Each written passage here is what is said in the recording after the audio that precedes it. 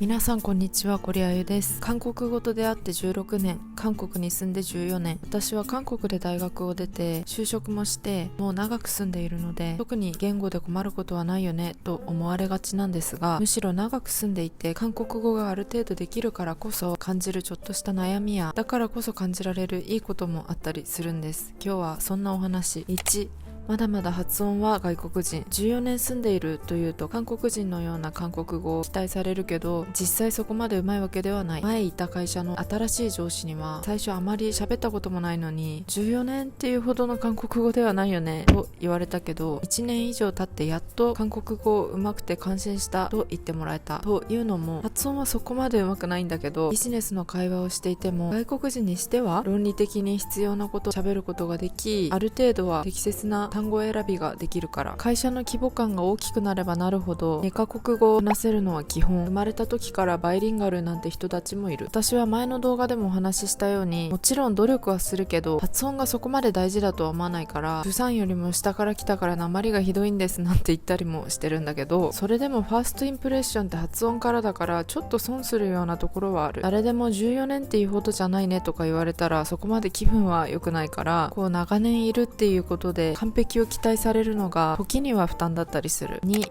わからない単語に気づきにくい。今でも当然わからない単語というのはたくさんある。環境が環境だから、今はこっちに友達もほとんど韓国人しかいないし、会社の人も全員韓国人となると、本当に知らない単語に毎日たくさん出会う。本当にその単語がわからないと理解できないような会話であれば、何それと聞き返すんだけど、たまにわからないことに気づかないことがある。これは私だけなのかな、わかんないけど、だいたい文章の流れで理解できるからふーんとか思ってたら、途中でこの単語知ってるのと聞かれてわからないと、ただの分かったふりしたやつみたいになってしまうんだけど、分かったふりがしたいわけじゃなくて、聞くほどでもないなと思ってるか、なんか単語が通り過ぎてしまったか、どちらかである。3、上がったレベルと身についた余裕。さっきお話ししたように、常に私に求められているハードルが上がっていくからこそ、自分の実力を上げていかなければいけない環境にあるのはある意味いいことで、例えば外国人同士で話していても韓国語が伸びないのと同じように、いつまでも外国人としての扱いを受けていてはそこまでにとどまってしまう。おかげで語彙力だけでなくて書く能力は日に日に少しずつ良くなっているのが最近も感じられる。そして言語とはあんまり関係ないけど、パソコンのタイピングは外国人の中ではかなり早い方であるという自信がある。一番韓国語に自信があったのは韓国語中級の時と住んで数年経った時だった気がする。昔に比べると褒められることよりも足りない点を指摘されるようなことばっかりだから、あんまり自信に溢れてはいないけど、自分でも足りない部分にフォーカスして自分の実力を客観視できているのはある意味いいことかもと思っている。できている部分だけを見ていた時は、言い換えると足りない部分がありすぎていたということだし、できない部分にフォーカスできている今はそれだけできている部分が多いという証拠なんじゃないかなと。私の韓国語はなまってるし、発音が変な時もあるし、わからない単語もある。でもそれが当然でしょ、外国人なんだからと堂々としていられるようになったのも、長い月日と小さい積み重ねでレベルアップしてきたおかげで生まれた余裕からだと思う。というか実際にみんな韓国人もそう思ってくれてるんだけれどもね、外国語を話す側が勝手にうまく喋らなきゃとか思っているだけで、自信を失うって言語を話すにおいて本当に良くないから、反省したり謙遜はしつつ堂々としていたいと思う。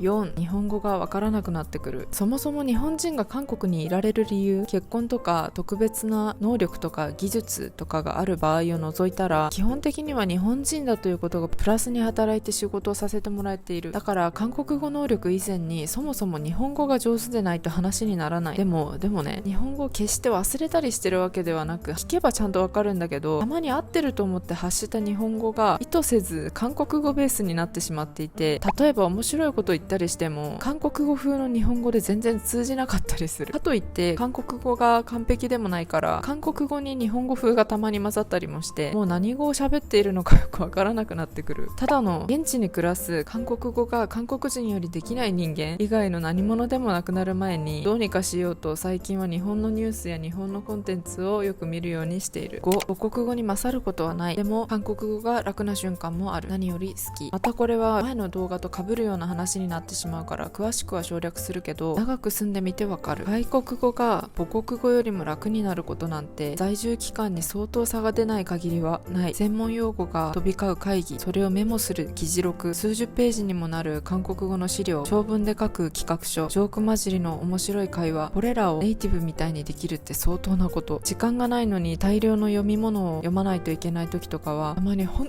当に嫌になって、全部 AI で日本語に翻訳して読んだり、日本語に頼ることっていうのもすごくよくあるんだけど、それでも気づいたら日本語で書くはずのメモを韓国語で書いていたりする。なんだかんだ本当に日本語が一番楽なのは事実なんだけど、それでも韓国語が楽な瞬間っていうのもあって、そして韓国語にしかない表現がとっても好きだったりもする。ハングルの形とかも好きだし、発音も喋り方もやっぱり好きで、今センスよく喋れた気がするとか思った時はものすごく気分がいい。たまにもういや誰か日本語で喋ってと会社で思うこともあるんだけど、なんだかんだ韓国語好きなんだよなと。今日は5つのいろんなお話をさせていただいたんですけど、韓国語に泣かされ韓国語に笑った14年だったなと改めて、長く住んでなくても長く勉強している言語には該当するお話なんじゃないかなと思います。最近 YouTube で私の考えをお話しして、コメントで皆さんの経験談とかを知ることができるのがすごく楽しいので、共感でもいいですし、こんなこともあるよみたいなお話があれば、皆さんのお話を今回もぜひ聞かせてください。とっても寒くなってきました。皆さんご自愛くださいね。また次の動画でお会いしましょう。アンニョン。